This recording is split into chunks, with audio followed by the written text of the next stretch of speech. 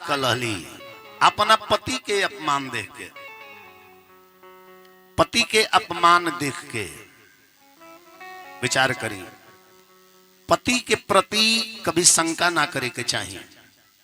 सती पति के हर चीज पर शंका कैली, कथा सुने गईले वो जो शंका कैली, शंकर जी जरा के प्रणाम के लिए राम जी के उनको पर शंका कैली। तीसरका नंबर में आके झूठ बोल रही कि कोनो परीक्षा ना लेनी है, रोए लेखा प्रणाम कैनी। जब तीनों गलती इकट्ठा भइल तब न शंकर जी उनका के त्याग धले। परीक्षो लहली तो सीता जी के रूप बना के लहली। शंकर जी से पूछ लेवे के चाहिए, जब भेजले के जाके परीक्षा लो तो पूछे के चाहिए नो जे केंगा जाके परीक्षा ली रहुए बताई तो उनको बतौले रहती। जब सब बता दनी कि ये अंतर्यामी है सब हूँ तो वहां के उपायों बतौले रहती। तो जब त्याग दनी वहां के आत्मदाह कलानी तो वह सती माई अगला जन्म में विचार करी। अगला जन्म में राजा हिमांचल के घरे, राजा हिमांचल के धर्म पत्नी के नाम रहे मैना रानी। का नाम रहे? जोर से बोली लो। और काकी कहतरी बेना रानी आई हो दादा, बुढ़ारी में तनी कमे से विचार करी। मैना रानी नाम रहे। राजा हिमांचल के घर में बेटी का जन्म भइल बा। राजा हिमांचल खुशी के मारे ऑन धन सोना चांदी हीरा मोती लुटावत रहे। काहे? हमरा घर में बेटी के जन्म भइल बा, बेटी के अवतार भइल बा। उ कैसन समय रहे कि बेटी के जन्म भइल तो घर में ऑन धन सोना चांदी लुटावल गई। आई गो यहू बेरा के समय बा। अगर ये बेरा बेटी घर में जन्म ले लेवनु ओकरा बाबूजी के मुंह की ओर जाके ताकी ना, ऐसा ना मुंह बनाई है बुझाई जे फेनाइल के गोली खा ले बड़े। का भइल बा हो कहीं जे बेटी भइल बा बुझाता जे इनकरा के काटतिया। अरे प्यारे, बेटी और बेटा में कोई अंतर नहीं है। बेटी न होती तो सृष्टि न होता। प्राकृतिक के स्वर्ग भूमि पे विस्तार पड़ा है नारी का। जल के ऊपर पहले पहल प्यार पड़ा है नारी का। नारी को नहीं दुर्बल जानो, नारी आदि भवानी है। नारी दुर्गा, नारी लक्ष्मी, नारी ही चंडी रानी है। सत्यवान को मिली थी नारी, नया जीवन अपनाया था। चरण पकड़ के तुलसीदास ने गुरु मंत्र बनाया था। नारी पे लुट गए कौरव, कृष्ण दिए पांडव के साथ। दशरथ जी तन छोड़ चले, समझ न पाए नारी के बाद। बेटी और बेटा में कोई अंतर नहीं है। अगर बेटा आपका वंश है तो बेटी आपकी अंश है, अंश। बेटा यदि आपका शान है तो बेटी आपकी गुमान है, गुमान। बेटा अगर राग है तो बेटी बाग है। बेटा यदि गीत है तो बेटी संगीत है। बेटा यदि आपका दवा है, दवा, तो बेटी आपकी दुआ है, दुआ। अगर और सीरियस तबीयत खराब बा, बेटा ले जाके दिल्ली बम्बे दवाई करावता। संजोग बस अगर लड़की हो जा ना पहुंच पावल, वो बेटी भगवान के सामने घुटना टेक कर बैठ जाएगी। अपने हाथों पे दीपक जलाकर भगवान से दुआ मांगेगी, फरियाद करेगी, हे प्रभु, हे ईश्वर, सब कुछ हो जाना चाहिए लेकिन मेरे बाबूजी को कुछ नहीं होना चाहिए, मेरे बाबूजी को कुछ नहीं होना चाहिए। इस दुनिया में कोई बाप से सबसे ज्यादा प्रेम करता है तो बेटी करती है। बाप पूरे घर का ख्याल रखता है लेकिन बेटी अपने बाप की ख्याल रखती है। बाप कहीं से आता है, बेटी दौड़ कर पूछती है, पिताजी पानी लाएं, पिताजी खाना लाएं, पिताजी स्नान कीजिएगा। बेटा तो अपने में मस्त रहता है। विचार कीजिएगा, बेटी जब जन्म लेती है घर में ना तो प्रेम का बारिश होता है। हर बेटी के भाग्य में पिता होता है, हर बेटी के भाग्य में पिता होता है, लेकिन हर पिता के भाग्य में बेटी नहीं होती है। 100 गो भाग में एगो कोनो भाग जागेला तो घर में बेटा के जन्म होला, और 100 में 100 भाग जागेला नो तब जाके घर में एगो बेटी के जन्म होला। ऐसे लोग कहले कि बेटा जन्मल बा भाग से, अब बेटी जन्मल भी या सौभाग्य से। लेकिन आजकल के हम लोग से पूछे के चाहतनी, अरे बेटा भइला पर बाजे सो रहो बजानवा, अरे बेटी भइला पर दुखित मनवा हो बोल काहे काहे बोल काहे काहे अरे त काहे गर्भ में मारल जाता जनवा हो बोल काहे काहे गर्भ में मारल जाता जनवा हो बोल ए काहे गर्भ में मारल जाता जनवा हो बोल काहे काहे गर्भ में मारल जाता जनवा ए अरे बेटा भइला पर बाजे सो रहो बजनवा अरे बेटी भइला पर दुखित मनवा हो बोल काहे काहे काहे काहे तो काहे गर्भ में मारल जाता जनवा हो बोल काहे काहे गर्भ में मारल जाता जनवा हो बोल काहे ए काहे गर्भ में मारल जाता जनवा हो बोल काहे काहे गर्भ में मारल जाता जनवा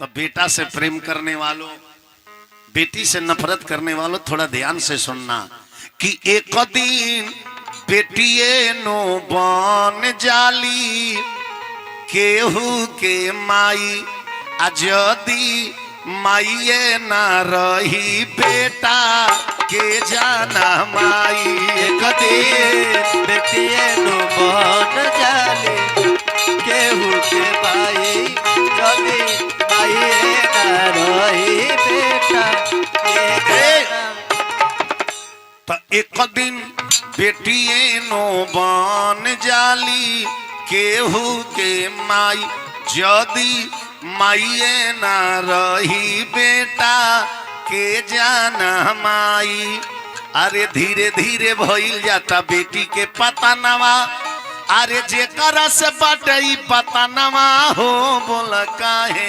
काहे काहे काहे ये तो काहे गर्भ में मारल जाता जनवा हो बोल काहे गर्भ में मारल जाता जनवा हो बोल काहे ए काहे गर्भ में मारल जाता जनवा हो बोल काहे काहे गर्भ में मारल जाता जनवा हो बोल काहे तब बेटी ले ज्यादा सुख बेटा देना ही पाई तब माई और बाबूजी कहे धन पाराई अरे अपने तो जाली बेटियन का भावनवा अरे माई में बसेला परनवा हो बोल काहे काहे काहे काहे अरे तो काहे गर्भ में मारल जाता जनवा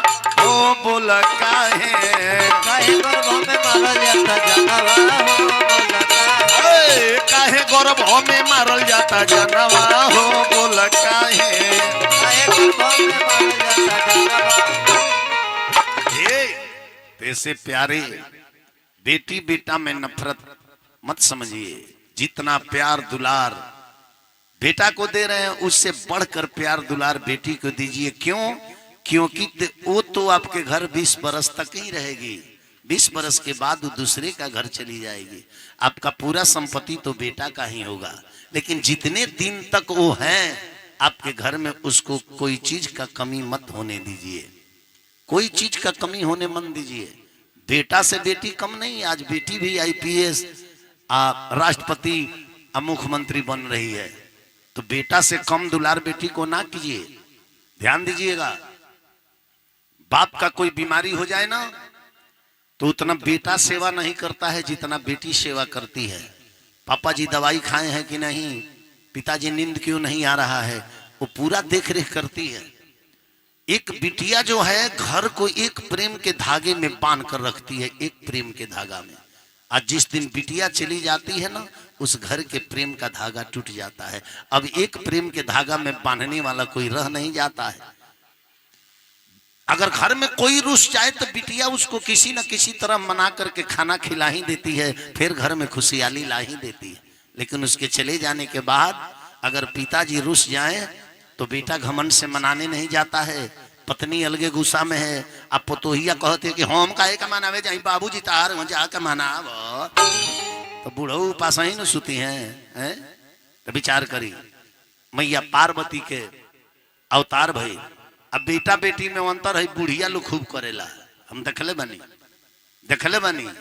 अगर अपना नतिया के खिलावे लालो नु तो कहे लालो अरे हमर बाबू जुग जुग जिया लखिया हो अमर हो जा। आ नतिनिया के खिलावे लालो तो का कहे लालो जय हो ये काली माई। अरे कहाँ लीलार में सटाई रहलू ये दादा। अरे हमार बाबू ने मुआ भू बुढ़ियो लोग के दुलार यो लोग दू आखा करेला। विचार करी तई समाचार के जानल नारद बाबा एजा रामायण में चौपाई लिखल बा कि समाचार नारद जब पाए, समाचार नारद जब पाए, हिमगिरी के गेह सिधाए, हिमगिरी के गेह सिधाए। इस समाचार नारद बाबा जननी राजा हिमांचल के घरे गई नी। राजा हिमांचल अपना बेटी पार्वती के बुला के लिया के हस्तरेखा दिखौले।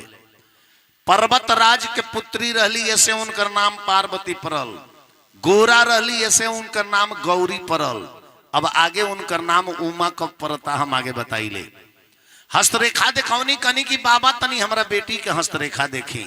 नारद जी हस्तरेखा देखनी तो कहनी की राजा इनकरा के साधारण बेटी मत समझियो, ये आदि शक्ति जगदम्बा हई, सारा गुण के खान बाड़ी, सब रेखा इनकर ठीक बा, लेकिन इनकर विवाह के रेखा बतावता कि इनकर बिया बम भोले शंकर त्रिपुरारी त्रिलोचनधारी महादेव जी के संगे हुई, जे जोगी जटिल रूप में रहेले। इनकर के साधारण बेटी मत समझिए। नारद जी कहले बानी रामायण में चौपाई लिखल बा कि बोले नारद गुण मृदु बानी, बोले ताली बजा गुण मृदु बानी, सूता तुम्हारी सकल गुण खानी, सूता तुम्हारी सकल गुण खानी। जे मूंगफलिया खाता वो लो तलिया बजावे, एगो मूंगफली है पर धलिया दू वाली ताली बजाई वो अपने मन फूट जाई, दाना निकाल के मुंह में डाल ले, डबल मेहनत ना करे के पड़ी। हरे सूता तुम्हारी सकल गुण खानी, सूता तुम्हारी सकल गुण, सारा गुण कई खान बाड़ी। इनकर बियाह महादेव जी के संगे हुई, लेकिन महादेव जी केहू के साधारण में प्राप्त ना होइले। महादेव जी के प्राप्त करे खातिर बड़ी तपस्या करे के पड़ेला, तब जाके महादेव जी प्राप्त होइले। कई के नारद बाबा चल गए। मैया पार्वती रात में सुतर रहनी, सुतला में सपना देखनी, आ सपना में जोगी रूप में महादेव जी के देखनी, जोगी रूप में। सवेरे उठ के मैया पार्वती अपना माई से कहनी कि ए माई हरे सुतला में रहनी मैया देखा नी सपनावा, यारे देखा नी सपनावा हो, अरे सपना देखिले याद भूतन हो रम हो, सपना देखिले याद किरम हो, सपना देखिले याद भूतन हो राम।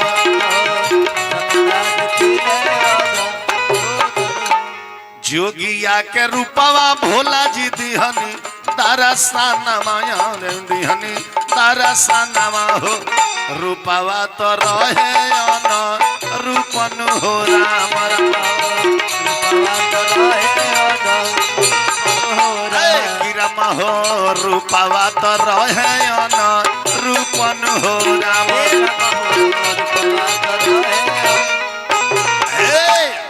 हे माई हमरा के आदेश दी, हम महादेव जी के तपस्या करे जाए जंगल में। उनकर माई सुनली तो कहली हैं हे छोट उम्र में बचपन में तू जंगल में जेबू तपस्या करे। ऊ उमा। तो एजा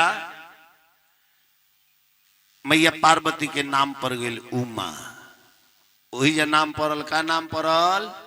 उमा। उमा माई शब्द जौन बानो तनियों से दुख में मुंह से माँ शब्द निकलेला। केहू नाखून काटता तनी ब्लेड लग जाओ अंगुरी में तो उई माँ, इतनी ऐसा दुख बा। बाबूजी कब याद पड़ेले? जब एकदम खतरनाक घटना लौकेला तब।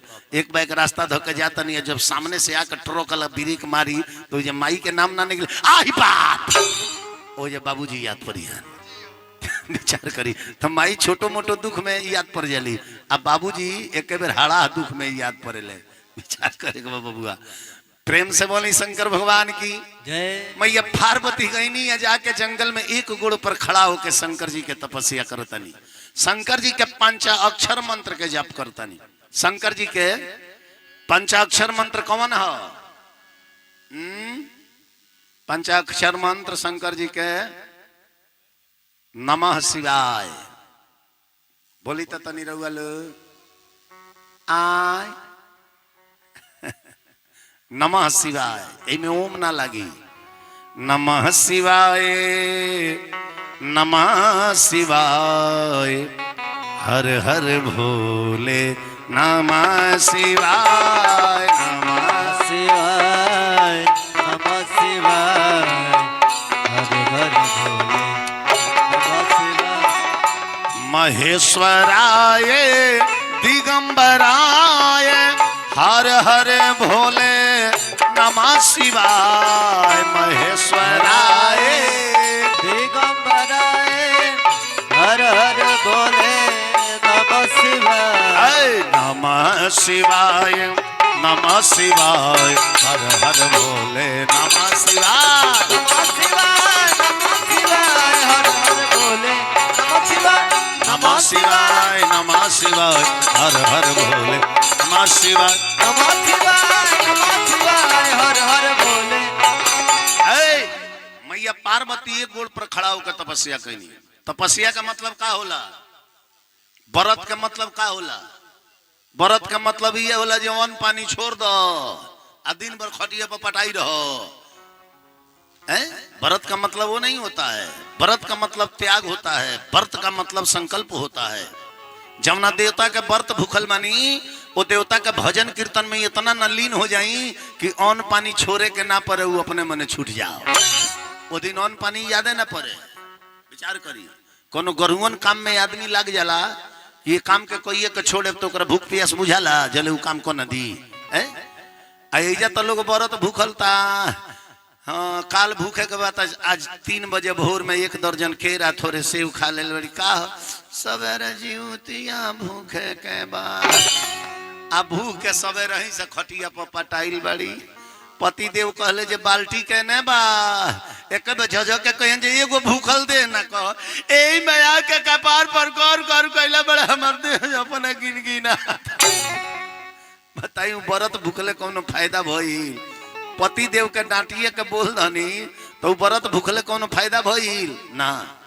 व्रत भूखिए व्रत रहिए तो उसमें मधुर भाषा बोलिए, मधुर मीठी बानी बोलिए, मन का आपा खोए और अनका शीतल करे आप हो शीतल हो।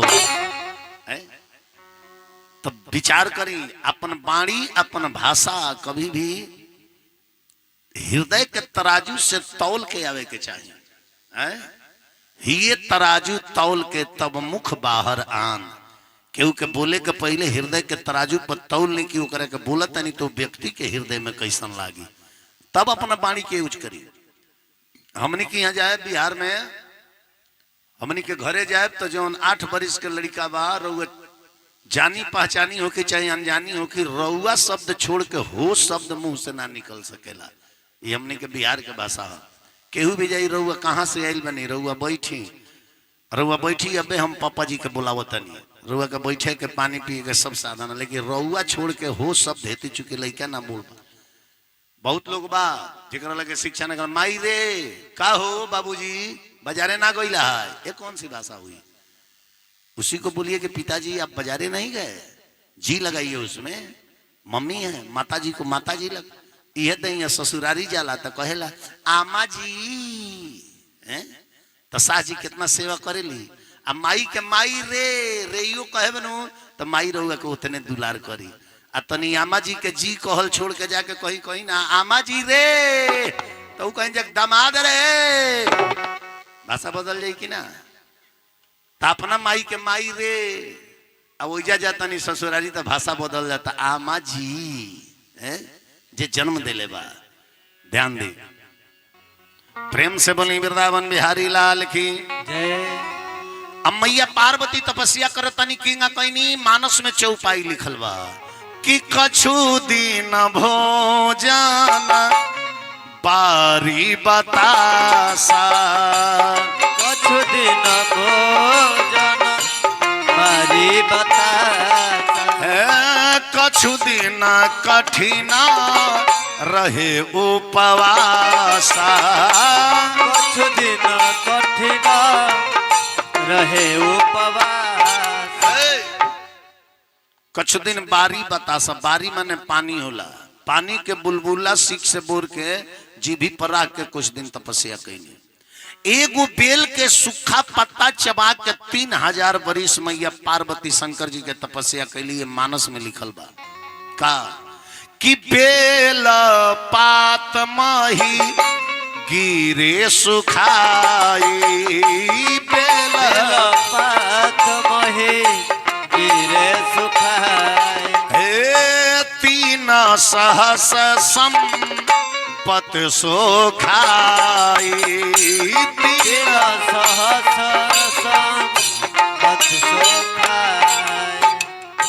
बेल के पत्ता के बहुत महत्व बा महत्व के पढ़ते हुए कई जगह हम कई आदमी के देखत नहीं कि 7 दिन के कथा रहता तो 7 दिन बेल के पत्ता तुरवा के लोग बंटवावता लेकिन उसी पुराण के बढ़िया से पढ़ी तो इनमें मिली कि कावना दिन के बेल के पत्ता ना तुरे के चाहिए अरे वह 7 दिन बंटवावता नहीं तो 7 गो दिन में होला रउआ देखले हो कि काल सोमारी हवे तो आज अतवार के शाम के बेल के पत्र तुरा जाला अभी इन्हें चढ़ावे के बाद 7 दिन में 7 दिन तुरवावत नहीं तो में कौन दिन वर्जित कहाँ रहता है कथा भूलिए लेकिन श्रोता को जनता को ज्यादा अंधविश्वास में नहीं डालना चाहिए। अब हम कह दें कि बेल के पत्ता चबाई रहे लकवा ठीक हो जाए शुगर ठीक हो जाए अरे वह बेलवे के पत्ता चबाई शुरू कर दी या दवाई छोड़ दी बेल के पत्ता और ठंडा हो रहा पोलियो मर ले तो और धो के दोहरा दी बेल के पत्ता शरीर में गर्मी हो दाह हो उसमें उसको घोर करके पिया जाता है तो शरीर में ठंडी आता है लेकिन अब जेकर वर्चस्व जेगा जम जाओ ना बबुआ सब अपन अपन जमावे के फेर में रहेला लेकिन श्रोता को उतना अंधविश्वास में नहीं। हाँ कहिए शास्त्र में लिखा है इसको भी यूज कीजिए और अपना दवा भी चलाते रहिए गारंटी देकर नहीं कहना चाहिए। पहले के जवन औषधि रहे तो उस सर देना लोग के सेट करे का है कि औषधि लेखा नहीं लोग के खान पान भी रहे पहले के लोग भूजा खाओ सतुआ खाओ मड़ुआ के रोटी मकई के रोटी तो जड़ी बूटी दिया तो सर दे सेट कर जाओ। अब ए बरा लड़का गइल बा 20 गो गोलगप्पा 4 गो बर्गर खइले बा अब ओकरा पेट में तेल भइल बा ओकरा के ले जाके कहीं कि तुलसी जी के पतई अदरक आ हल्दी घोर के पियो तारी डाइजेशन अबे ठीक होई ओकरा खातिर अब हार्ट दवाई नहीं देवे के पड़ी जे सर दे पेट से पहले तेल बाहर हो तो पहले वो सेट करे तो वो टाइप के हमनी के बचपन में खांसी हो जाओ तो डॉक्टर की माई बाप लेके ना जाओ लो तुलसी जी गुलमरीच के पत्ता ये सब अदरक डाल के वही के काढ़ा बना के दे लो 2 दिन से 3 दिन पीसन खांसी या सर्दी दूर ए बार के खांसी फ्रिज के पानी लोग घींचत तो तुलसी जी के पत्ता पर छोड़ी ओकरा खातिर हार्ड एंटीबायोटिक लेवे के पड़ी कि ना। अब पहले के लोग फ्रिज के पानी पिए ना कुआं का पानी कल के पानी जबले पानी पिए खातिर रहे खाड़ा तब ले लोग बीमारी से दूर रहे खाड़ा आ जब से आइल है ठंडा आरो देह में बीमारी ढूक गई हजारो विचार करी तो ऐसे एगो बेल के पत्ता चबा के 3000 बरिस मैया पार्वती तपस्या कैनी इन्हें मैया पार्वती तपस्या करता नहीं आइने नारद बाबा सब देवता लोग के जागृत कैनी कनी की चले के महादेव जी के विवाह जेकरा से होई वो आज शक्ति जगदम्बा मैया पार्वती का अवतार हो गई बा। चल के महादेव जी के ध्यान तुरवावल जाओ, आ मैया पार्वती के संगे बियाह करावल जाओ। मैया पार्वती के संगे महादेव के बियाह होई, एगो 6 मुरी का लड़का होई, आ उहे तारकासुर नामक राक्षस के बध। विचार करिए, अब सब देवता लोग आके शंकर जी के लगे पुकार करता, चिल्लाता, हे बाबा बाबा आंख खोली, खोली अखिया, हाथ जोड़ी पूजी ले चरणवाए बाबा, तनी खोल दी नया पने ध्यानवाए बाबा, खोल दी नया पने ध्यानवाए बाबा, खोल दी नया पने ध्यानवाए बाबा, खोल दी नया पने ध्यानवाए बाबा। अरे देवता लोग करता पूजनवाए बाबा, देवता लोग करता पूजनवाए बाबा, देवता लोग करता पूजनवाए बाबा, अरे खोल दी नया पने ध्यानवाए बाबा, खोल दी नया पने ध्यानवाए। देवता लोग खूब चिल्लाई, खूब पुकारल, महादेव जी के ध्यान ना खुलल। काहे काहे ना खुलल? शंकर जी के ध्यान दुइये आदमी खोल सकत रहे, 2 आदमी, एगो राम ना तो एगो काम। तो राम के तो वहां के हृदय में बंद करके ध्यानस्थ हो गई रहनी, बहरी के रहे काम, कामदेव। अब सब देवता लोग के राजा इंद्र मिल के गए लोग कामदेव के लगे। कामदेव से जाके इंद्र जी कहले, इंद्र हमारा, इंद्र कहले कि कामदेव एक आदमी के ध्यान तुरवावे के बाद तुरवा देब। कामदेव कहले कि ध्याने तुरवावे वाला तो हमारा कंपनी चलेला, यही के कंट्रैक्ट ली लेके कर ध्यान तुरवावे के बाद। इंद्र जी कहले कि शंकर जी के, शंकर जी के नाम सुन के कामदेव के करेजा धड़कता है। कामदेव सोचता रे शंकर जी आइलो देवता हुआन, गइलो देवता हुआन, कहीं खुशी मन से तकले कि तब तो शरीर सोना के बना दी है, आ कहीं खीस में तीसरा मखिया खोलल है, जौनो दहिया बजारा के दौरिये पर भौसम बना दी। लेकिन कामदेव कहले कि हमार ड्यूटी पे हम जाए। गईले 16,500 अप्सरा लोग के लेके गईले। अप्सरा लोग सिंगार पटार करके शंकर जी के अगल बगल खूब नाचता लो, छम छम पायल बजावता लो। कामदेव का कहले कि बसंत ऋतु के आगमन कर दले, बसंत ऋतु के।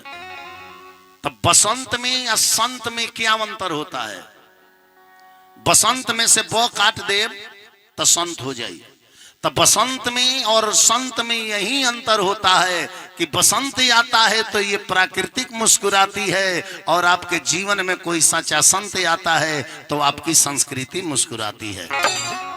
अब परी लो जाके अगल बगल शंकर जी के नाचता, अरे अपना नगरिया से चलली हपरिया, अरे वो चमका के नाचे गावे लगली, अरे वो चमका के नाचे गावे लगली।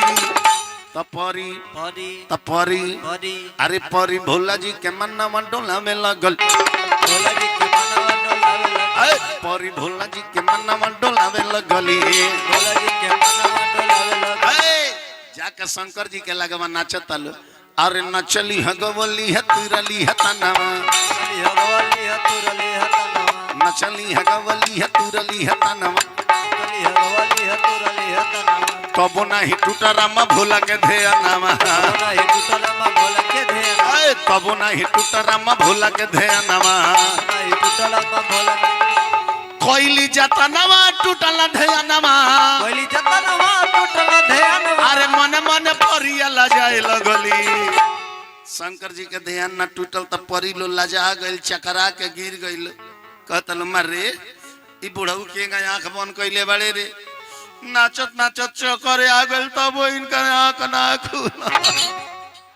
कामदेव देखले कि हमरा ओइला पर आंख ना खुलल, तब तो हमर बेइज्जती हो जाई। कामदेव एगो आम के पेड़ पर चढ़ गइले, आ धनुष पर बाण चढ़ा के आ जब घींच के मरल आ शंकर जी के करेजा में जब काममोहक बाण लागल, तो शंकर जी के दोनों नेत्र बंद बा, आ एक बार भक दे तीसरा नेत्र खुल गई। जब तीसरा नेत्र खुलल आ एक फोक से जाके कामदेव पर पड़ल, कामदेव तो दरिये पर जर गइले। अब कामदेव जर गइले तो देवता लोग थर थर थर थर कांपता है। बाबा खिसियाइले आँख खोलले बाड़े कामदेव के तो फाइनल कह दहले कहीं हमनी के सेमीफाइनल में मन डाल दे माने कहीं हमनी के मन झोकार दे। अब कामदेव के औरत के नाम रहे रति। का नाम रहे? रति। अब ऊ जाके शंकर जी के लगे रोवे लगली, महादेव जी प्रसन्न हुई। अरे महाराज रौरा दरबार में लोग अपन सुहाग मांगे आवेला, हमार सुहाग रउआ दरबार में आइले तो साफा जरा दनी फाइनल। प्रसन्न हुई महादेव जी प्रसन्न हुई। तो देवता होके तो शंकर जी नियत ना खिसियाते देरी या ना मानते देरी। रउओ अगर घर के गार्जियन बानी नु माता जी रउओ लो सुन ली घर के गार्जियन बानी तो शंकर जी के लक्षण अपना अंदर रख ली। परिवार में केहू गलती करते तो तनी खिसियाई डांटी डपटी हवा फिटकरी बानी आ टाइम से 10-12 गो रोटी आओ तो खा के चदरा ओढ़ के सुत जाई। हाँ आना तो पतोहिया के कहती खा लो रे कोई ना खो कोई ना खो तो सूत उपास ही सुते के पड़ जाई। विचार करी। अब शंकर जी कनी की जा रती तारा पति से भेंट हुई लेकिन ये जन्म में ना। जब द्वापर आई आ द्वापर में जदू वंश में जब कृष्ण के अवतार हुई तो ही में तार पति कामदेव कृष्ण के पुत्र रूप में जन्म ली है जहां इनका नाम प्रद्युमन परी। मानस में चौपाई लिखल बा कहले बानी शंकर जी कि जब जदू वंश कृष्ण अवतारा जब जदू वंश कृष्ण अवतार हो ही धरनी धर महामही भारा होहि धरनी धर महामही भारा। वही जतार पति जन्म लिहन कृष्ण तनय होही पति तोरा पचन अनंथा होही न मोरा। रति चल गईली। अब देवता लोग में मीटिंग चलता कि शंकर जी के लगे जाई के जाई। सब देवता लोग कहल कि देवता का राजा इंद्र होवन इहे आगे जास। महादेव जी के लगे इहे जास। इंद्र जी कहले कि हम ना जाए वे दादा बाबा का भट्टी अभी घर में बा कहीं तकले जो हम झोंकर जाए। तो सब लोग मिलजुल के नारद जी के कहल कि नारद जी रौरा जाई रौरा कौनो ऑफिस में चल जाइले रौरा से केहू ना खिसिएला जाई। तब नारद जी गइल बनी। नारद जी के जब शंकर जी देखनी तो कनी नारद तू कहाँ हो तू कहाँ आइल बड़ा। नारद जी कनी कि हम ही नहीं की आइल पूरा देवता लोग का डिपार्टे आइल बा। शंकर जी कनी कि देवता लोग का डिपार्ट उ काहे खातिर। नारद जी कनी कि बाबा हमनी के आइल बनी सर रउआ भलाई खातिर।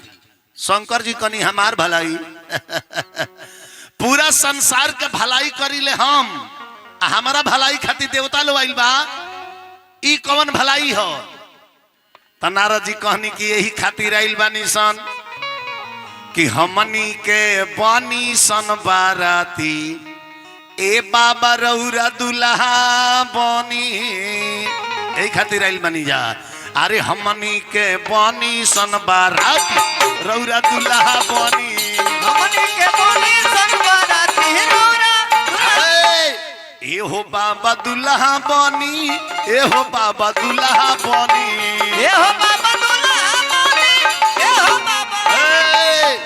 तो देख के जुड़ाई सब कर छाती रौरा दुल्हा बनी देख के जुड़ाई सब कर छाती रौरा। हई सिंहा वाला सिंहा लई है हई घोड़ा वाला घोड़ा लई है हऊ हाथी वाला लई है नया अपन हाथी रौरा दुल्हा बनी हाथी वाला लई है अपन हाथी रौरा। हाथी वाला लई है नया अपन हाथी रौरा दुल्हा बनी वाला लई है अपन हाथी रौरा। शंकर जी कनी कि हमार बियाह एक तो बौरा दूसरे दुआ आ कौन कन्या करी है हमरा से बियाह। नारद जी कनी बाबा ई बौरा दुआ में नहीं खे रखल जेकर फोटो जेकरा आँखी में बस जाला नु ओकरा खातिर राजकुमार हो जाला। अरे रौरा के पति रूप में पावे खातिर राजा हिमांचल के पुत्री मैया पार्वती बहुत दिन से तपस्या करतरी। इ प्रेम जवन मानू बौरा दुआ ना देखेला कि केहू के प्रेम अरे केहू के प्रेम पगल से लागी जाई, अरे राजा के कुमार का होई। बगल से लगे जाई तो राजा के कुमार हो केहू के प्रेम पगल से लागी जाई तो राजा के कुमार का होई। बगल से लगे जाई तो राजा के राजकुमार का होई। अरे केहू के कुछ सोहाग, अरे केहू के कुछ बुझात। अब रउए लो बताई कि सूखल भात बिना घोटल घोटाई, हो सूखल भात बिना घोटल घोटाई, ओही पर चटनी अचार का होई। सूखल भात बिना घोटाए घोटाए ऊपर चटनी अचार। ऐ सूखल भात बिना घोटल घोटाई, ओही पर चटनी अचार का होई। भात बिना घोटाए घोटाए ऊपर चटनी अचार। शंकर जी कहनी कि वो लड़की हमरा खातिर तपस्या करत रही, ठीक बा, बियाह होई, लेकिन ये नारद के कहलापना होई। बड़ा लवर सटर बतियावेले का जाने वो लड़की के वो दूसरा खातिर तपस्या करत होखे, आ तले इनकरा चढ़ावला पर दूल्हा बन के हम चल जाई, परीक्षावन के पहले गोधन कुटावन दुआरे पर हो जाई। हाँ, पहले वो लड़की के परीक्षा ली आई तो शंकर जी 7 जना सप्तऋषि लोग के भेजनी, 7 जना। कहनी कि वो लड़की पार्वती के सामने जाके हमार बुराई करी हलो, बुराई पर खिसिया जाई है तो समझ लो जे हमरा खातिर तपस्या करत रही, आना तो 5 गो बुराई तू लोग करब, 15 गो कदी है, समझ लो जे हमरा खातिर तपस्या नहीं करत। तो ओई में एक जना साधु गइले तो कहले पार्वती पार्वती ओइसने दुल्हा खातिर तपस्या करत रू, ओइसने दुल्हा खातिर। कहले वो कि ओइसन बर खातिर, अरे वैसन पर खाती तब तू अनेर करेलू, वैसन पर खाती जेकरा खाती तपस्या करता रुनु, अरे जेकरा जे घर वो दुआर नहीं बा, अरे जेकरा जे घर वो दुआर नहीं बा, आ भांग छोड़ी दोसर भंडार नहीं बा, वैसन बर खातिर।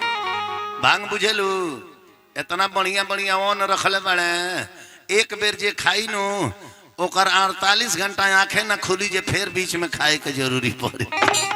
अरे भांग छोड़ी दोसर भंडार नहीं पावैसन बर खाती, अरे वैसन बर खाती तब तू अनेर करेलू, वैसन बर खाती ऐसन बर खाती तब तू अनेर करेलू, वैसन बर खाती। इतना मैया पार्वती सुननी तो कनी अरे हैलो साधु हो हैलो आ साधु कहीं शंकर जी के बुराई करेला। मैया पार्वती कनी की सुन्नी सन्नी मन्नी बाबा, हमारा शिव शंकर जी के शिकायत कैला में का बा, हमारा शिव शंकर जी के शिकायत मत करी, आपन आपन वालो रास्ता धरे भागी लो, जैसे ट्रांसफर हो लो। अब साधु बाबा लो मुंह लटकवले चलल बा, आके महादेव जी से कहल कि महादेव जी उ बियाह कटला बस के नहीं के, उ बियाह जब होई तो रउए से होई, उ बियाह जब होई तो रउरे से होई। विचार करी। अब शंकर जी कनी होके अब ब्रह्मा जी लगन पत्रिका लिख के भेजनी, फागुन के त्रयोदशी के महादेव जी के विवाह निश्चित हो गई। आज शंकर जी के बारात जाई, आई जितना देवता लो बा, देवता लो जितना लो बाराती जाई शंकर जी के, उ लो अपन अपन हाथी घोड़ा रथ सब सजावत लो। शंकर जी के बाराती चले के बा, बढ़िया बढ़िया सोना चांदी हीरा मोती के गहना पहनता लो कि हम तनी सबसे बढ़िया बन के जाए, जो बाराती में जाए वो गांव के लोग हमरा के देखी तो हमरा के देखी तो हमरा के देख, इतना वीआईपी पहनता लो। आज आना महादेव जी के बियाह बा, ओ महादेव जी के फेसियल के फेर में केहू नहीं खेला लगल जाई, करो तनी फेसियल होई कि ना होई।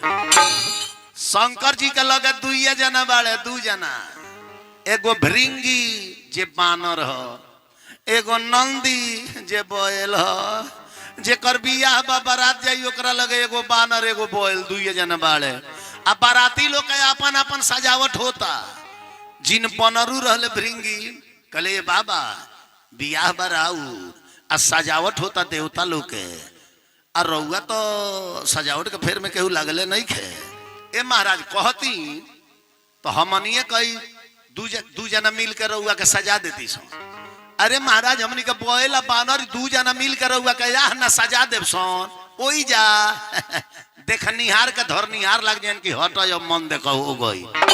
हाँ शंकर जी कनी की तक का करे के बस सजाइए दलो अब रउए लो बताइए देवता जेकरा के एगो बोएल एगो बानर दू जना मिल के दूल्हा बनई है कितना देखनाऊ के दूल्हा बनई है ना रउए लो समझ जाई। अब भिरिंगी दौड़ल दौड़ल गईले भिरिंगी बनरू दौड़ल दौड़ल गईले एगो मोटका अजगर सांप खींच के लिए अइले जाटा में लपेट के कहले कि छतर मरले रहियो आ तब कहले जे महादेव जी तनी हई देखेब हई इमरजेंसी में मौर कैसन कहा हई मौर शंकर जी कनी त मौर बाजे जे सटी ओकर कौर लग जाई हो तब भिरिंगी दौड़ल दौड़ल गईले दूगो बिछी पकड़ के लिए अइले आ दुनु कानवा में लटका दहले कहले कि तब बाबा हई इमरजेंसी में कुंडल कैसन कहा हई कुंडल शंकर जी कनी की त कुंडल बा जे लोढ़ा लेके परिचय आई उ हर काहे रही कि कहीं कुंडलवा में हाथ मत सट जाए दादा ना तो देहिया गिन गिना जाए विचार करी बस आ बैल कले कि बाबा हम ना सजाए रहुआ के शंकर जी कनी तू सजा लो अब बस आ बैल दौड़ल दौड़ल गईले आ मरघट में से जरल चीता का राखी उठा के लिए अइले आ शंकर जी के भोर दे पोत के उजरे उजर भभूका बना दले कहले जी अब पानी में देखी तो सजावट में केनियो कमी नहीं खेनू जब शंकर जी पानी में अपन हई खतरनाक सजावट जब देखनी कनी हाँ तो खूब सजौल देवता लोग बढ़िया बढ़िया वस्त्र पहनता गहना पहनता कि बाराती में जाए तो लोग हमरा के देखी हमरा के देखी हमरा के देखी आ तू लो हमरा को ऐसा न सजा दिले बड़ा ओ जगैला के बाद केहू न देखी सब लोग हमरा के देखी हमरा के। हाँ अरे कोनो बारात में सबे कोट पैंट टाइए वाला जाओ तो केहू से केहू कम नहीं खे केहू की और केहू न ताकी आ वही में एगो फाटल कुर्ता पैजामा वाला ढुक जाओ सारा कोट पैंट वाला ओकरे और तकी है ई कौन है जो वीआईपी मंडली में ढुकल बा विचार करी। अब शंकर जी के सजावट के कईल शंकर जी के गण लो एजा रामायण में चौपाई लिखल बा किसी वहे शंभु गण करहे सिंगारा शिव हे शंभु गण करहे सिंगारा ये जटा मुकुट अहि मोरे सवारा जटा मुकुट अहि मोर सवारा। गोस्वामी जी काहे लिखनी कि सी वही शंभु गण करही सिंगारा सिंगारा काहे लिख दानी जी सिंगार नु लिखे के चाहिए तो सिंगारा काहे लिख दानी तो काहे ना सिंगारा लिखी जी हेतनी भरले के डिजाइन से कोई जला वो करे के सिंगार कहल जला अब केहू जाके कजराउटा में मुंह में डुबा दे तो सिंगारा भइल कि ना भइल है बताई ए बेरे कमाई बहन लो सिंगार करता पहले के बुढ़िया लो शॉर्ट कोट में सिंगार करत रहे एबार राउरे मेहरारू होके कहीं जे चलो हो 9 बजे ट्रेन बा तेरे इतना ना एसियल फेसियल कीन के धइले बाड़ी 7 बजे से काम लगई है फेसियल मारते मारते तले ट्रेन छूट जाई होने अब पहले का बुढ़िया शॉर्ट कोट में सिंगार करत रही जा बुढ़ियो घास पीटा तारी बुढ़ो कहीं जगह हो मेला ना चलल जाई कहीं बक काहे ना चलल जाई जी अरे ही तैयार होके जाओ तनी दौड़ल दौड़ल जाई है हाथ धोइया गोड़ धोइया एक पसर सूखल पाउडर ली है मुँह में पोत के आ एक बेर काजराउटा में अंगूठा डूबई है ना दोनों बगल लेके काजर खींच ली है कहीं चली मेला से घूमी आवल जा जब जे अंगूठा से काजर करी है नु बुझाई जे केहू के खेत रजिस्ट्री भइल बा अखिए पर ठेपा दियाइल बा विचार करी। अब शंकर जी के जब सजावट हो गई शंकर जी के सजावट हो गई तो जितना देवता लो रहे तो देवता लोग के अगुवान के रहे देवता लोग के अगुवान विष्णु भगवान रहनी विष्णु भगवान सब देवता लोग से कहनी कि चले के देखल जाओ जे दूल्हा तैयार भइल बाड़े कि ना। बाराती लोग देवता लोग जब तैयार होके आई आ जब शंकर जी का हई खतरनाक सजावट देखल लो विष्णु जी कहनी कि हई ला हे दुल्हा के संगे बाराती बन के चलल जाई, नाश्ता पानी छोड़ ना, दुआर पर कोनो खड़ो होके का ना दी, दुआर पर कोनो खड़हू होके ना दी।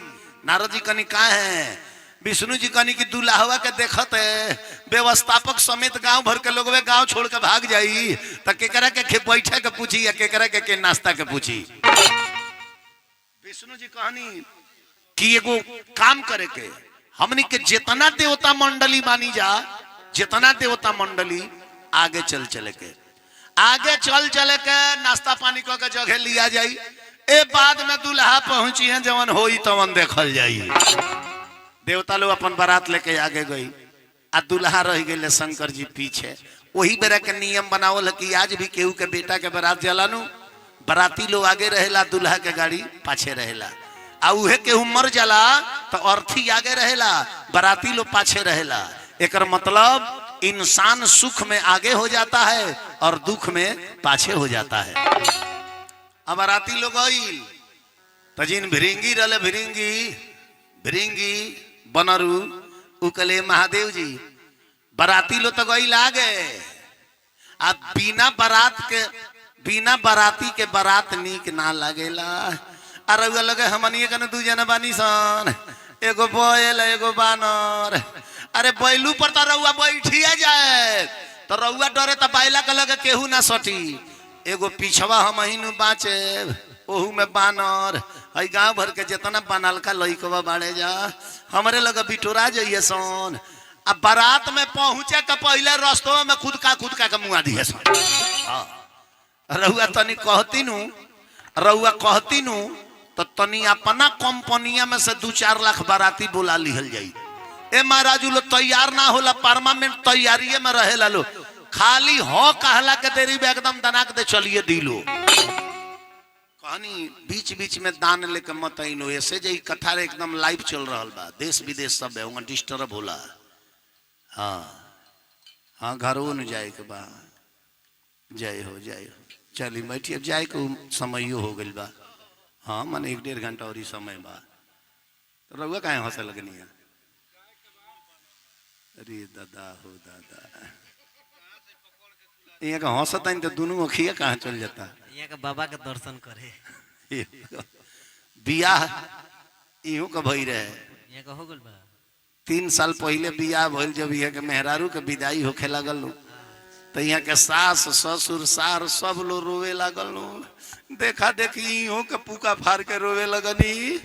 सास कहली कि ये बाबू हमनी के बेटी छूटतिया, ऐसे रोवतानी सन, ममता टूटता ऐसे रोवतानी सन, रउआ काहे रोवतानी? ई कहत रे अम्मा जी रउआ लो आजुए भर नु रोवे, अब हमरा जीवन भर रोवे कर। विचार करी, प्रेम से बोली शंकर भगवान की जय।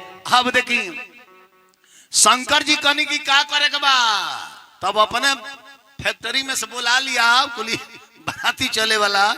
एक बेर भिरिंगी चिलैला के लग गया, शंकर जी के बाराती चले के बा। बाप रे बाप, हाथी घोड़ा खौचड़ गधा कुकुर सियार बिलार हाडा बिरिनी मधुमक्खी भूत बैताल हाकिनी डाकिनी पिचासिनी एक बार 25 करोड़ चल रहे जा। शंकर जी के वैसन ऐसन बरतिया रहले जा, कौनो के आंखें ना रहे उ टोवते चल दल रहे, कौनो के गोड़वे ना रहे उ घसीटते चल दल रहे, कौनो के मुंह ना रहे तो कौनो के मुंह बुझाव जाई बम नहर का पुल हो।